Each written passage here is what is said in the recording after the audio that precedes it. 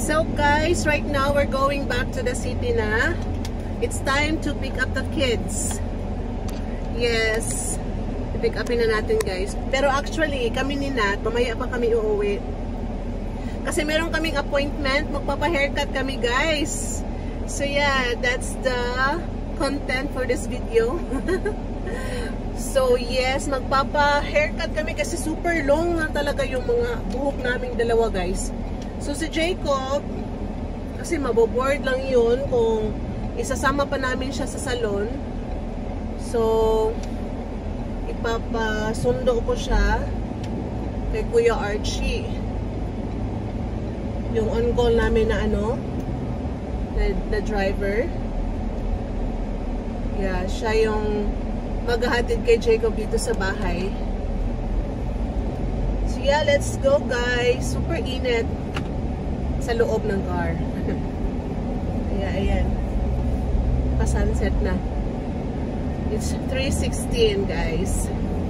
Uy, alam nyo ba, merong viral ngayon, di ba? Yung about sa ring. Alam ko na alam nyo yan. Kasi viral yan ngayon. About sa engagement ring.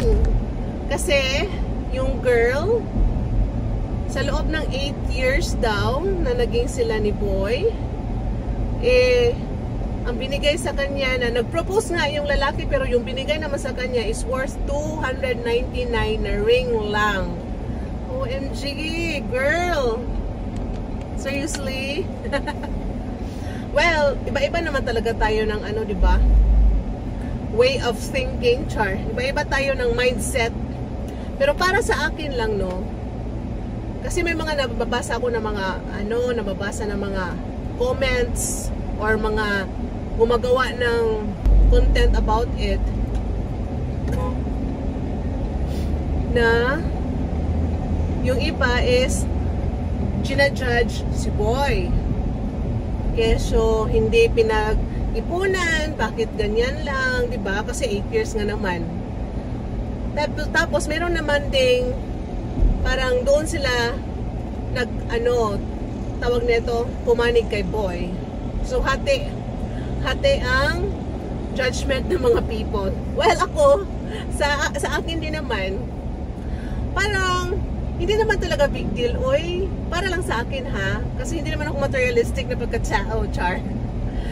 Kung ano yung kaya ni Boy or ng partner mo, siguro tanggapin mo na lang, maging happy ka. Kasi hindi naman dyan lang pag-measure ng love ninyo sa isa't isa. Hindi lang dahil sa ring, di ba? Kasi para sa akin, napakababaw. Akala niya siguro hindi malalaman ni Boy yung kanyang post sa social media. So, akala niya siguro hindi malalaman ni Boy. Pero I think nalaman na ni Boy. Kasi meron akong nabasa sa Facebook na nag-post yung lalaki doon sa TikTok. Ko dito. Ilagay ko dito sa sa screen. Yes, nabasa or nalaman ni Boy. Of course, nasaktan si Boy. Ako guys, nung nag-propose yung husband ko, kasi nung time na yun, syempre, nag-inom-inom kami. Tapos, medyo mga lasing. So, nag-propose siya sa akin, lumuhod siya guys, no? Pero walang ring. Tawag nito, anong tawag yun? Yung rubber band? Sanrio. So, Sanrio. Yes. So, kung siguro ako, madrama ako na pagkatao, binibig deal ko yun, sasabihin ko na, yan lang ba yung, yung worth ko sa'yo? Kaso, hindi ako ganon, hindi ako ganyan. Kasi galing na ako sa failure na relationship na umabot ako ng 9 years sa sa ex ko, pero walang kasal, inanakan lang. So may anak ako 2 sa past, and then ngayon na kasal na kami, wala akong engagement ring, oo, pero meron naman akong gold ring doon sa wedding ring namin as a wedding ring. And then, after that, binigyan niya ako ng another ring. So, hindi naman right away dyan mo ma-judge na, ay naku, ito lang pala yung maibibigay mo sa akin. Hindi. Kasi in a long run, of course, pag magsusumikap yung partner mo, for sure, mas marami pa yung ibibigay sa iyo. Ang importante, nag-propose sa iyo yung guy. Meaning, yung 8 years na yun, hindi niya, talagang binigyan niya ng ng importansya yung 8 years na yun. Talagang papakasalan ka niya. Imagine, 8 taon na kayo, di ba? So, be thankful dahil, di ba, papakasalan ka. Maraming mga babae nililive yun lang. Relate ako niyan. Relate ako kasi galing ako dyan at hindi siya magandang feeling. Yung feeling mo na, yung nag-hope ka ba na sana ganito, ganyan. Tapos hindi maibigay sa'yo, masakit. So, nung dumating ang right person sa akin, tapos pinakasalan ako, tapos minahal na parang tunay niyang anak ang mga anak ko. Oh my gosh, guys. Talagang wag lang sa isang bagay kayo mag-focus. Wag sa isang bagay lang mag-focus. Maraming mga bagay-bagay sa mundo ang kailangan i-focus.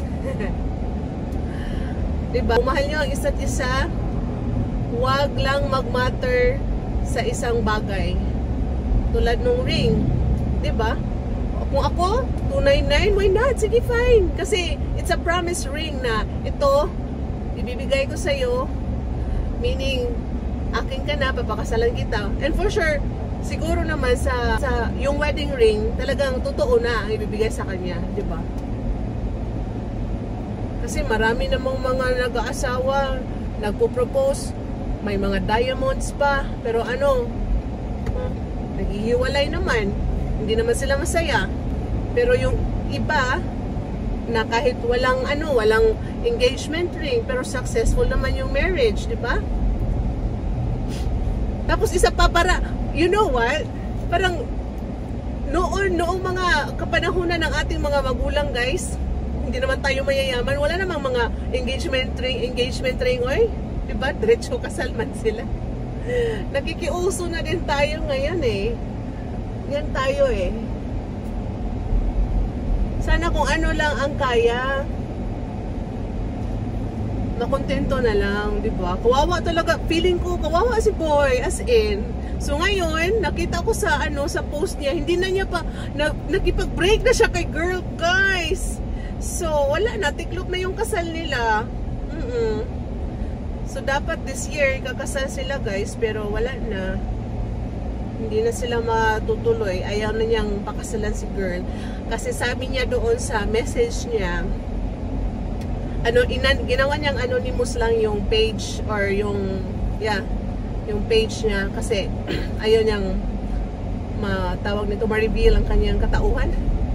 So sabi niya doon, mas mabuti daw na nalaman niya na ganito, diba, na nag-complain about sa ring, tapos ito ganyan. Kasi how much more pag naging sila na, tapos baka ba merong mga luho na gusto yung babae at ayaw niya maibigay. So, maging malaking issue pa, diba? Tapos kasal na. Napagastos na. Mahal yung annulment, guys. Kaya isip-isip, guys. Isip-isip bago magpakasal. So, blessing in disguise.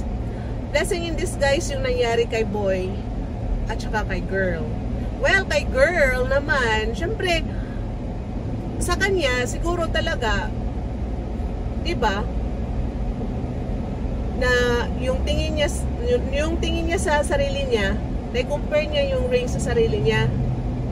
So, parang nag-self-pity siya na ganito lang pala yung tingin mo sa akin, pang worth 299 lang. Pero malay mo, girl, in the long run, magsusumikap siya. Sa pagsusumikap niya, maging successful siya, mas maraming sing-sing pa na worth 1 million or thousands yung maibigay niya sa'yo. But for now, syempre, nag-uumpisa pa lang si boy. Kung gusto mo, agad-agad, mag-affirm ka na lang, girl. Bitaw, eh. So, sa akin lang yun, ha. So, para sa akin, maging tayo. Parang doon ako sa side ni boy. Yeah. Pero I hope makita nila yung, mahanap nila ang healing sa kanilang mga puso. Because I know, right now, si boy is super hurt siya. And I know, of course, kay girl, na hurt din siya. And I know, hindi ko naman sila kilala. But, for sure, mahal nila ang isa't isa. Pero dahil lang sa mga bagay na dapat hindi ginawa, pero nangyari na, di ba? Yun nga. So, blessing in disguise na lang yung mga pangyayari sa kanila, guys. So, siguro talaga hindi sila para sa isa't isa. You know. So, yes, guys. Yun lang ang aking masasabi. Char. Nakikiuso sa mga viral. Bitaw, guys, oy. So, that's it. Isip-isip talaga bago umaydo. Kilalanin ang isa't isa.